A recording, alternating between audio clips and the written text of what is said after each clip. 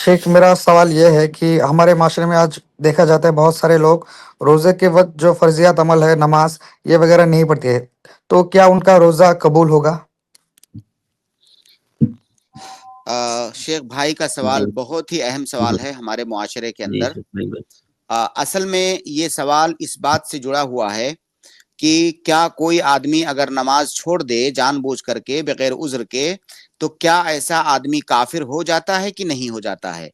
उलमा की एक बहुत बड़ी जमात का मानना यह है कि जानबूझ करके बगैर उज्र के नमाज को छोड़ने वाला दायरे इस्लाम से खारिज हो जाता है, यानी काफिर हो जाता है।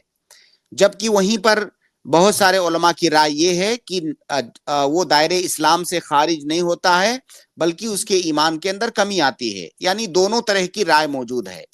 अब अगर हम पहली राय को लें, और यहां पर ये बात याद रखें कि दोनों तरफ की अपनी अपनी दलीलें हैं।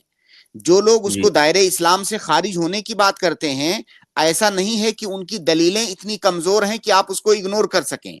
आप उसको इग्नोर नहीं कर पाएंगे, इतनी कवी दलीलें हैं। इसी तरह से दूसरी जानिब जो दलीलें हैं वो भी बहुत कवी हैं।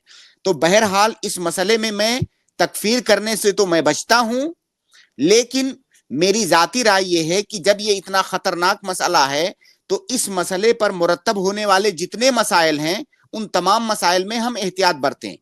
अगर हम पहले कौल को राजिह मान लें कि वो इस आदमी दायरे इस्लाम से खारिज हो गया, तो दायरे इस्लाम से खारिज होने के बाद बाकी जो भी अमल वो करेगा, चाहे रोजे का अमल हो, कुरान की तिलावत का अमल हो, जिक्र अज़कार का अमल हो, किसी भी इबादत का अमल हो, वो काबिल कबूल नहीं होगा अगर हम उसको दायरे इस्लाम से खारिज मान लें। तो इसका मतलब क्या हुआ? मतलब ये हुआ कि जो आदमी नमाज नहीं पढ़ता है, सिर्फ रोजा रखता है, उलमा की एक बड़ी जमात के नजदीक उसके रोजा रखने का कोई फायदा नहीं होगा।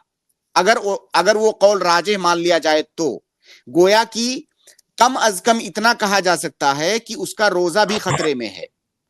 अगर हम तरजीह यहां पर ना भी दें, थोड़ा एहतियात से काम लें, फिर भी इस बात का खतरा उसके पास मौजूद है कि उसके रोजे का कोई फायदा ना हो। अब क्या कोई मुसलमान इस बात को पसंद करेगा कि मैं अपने रोजे को भी और दीगर जो हमारे आमाल हैं उन तमाम आमाल को खतरे में डालूं? इसलिए वो सारे लोग जो रमजान के महीने में भी इतने बदकिस्मत हैं कि वो नमाज नहीं पढ़ते हैं, वो इस बात को समझ लें कि उलमा की एक बड़ी जमात के नजदीक उनका रोजा भी काबिल कबूल नहीं है।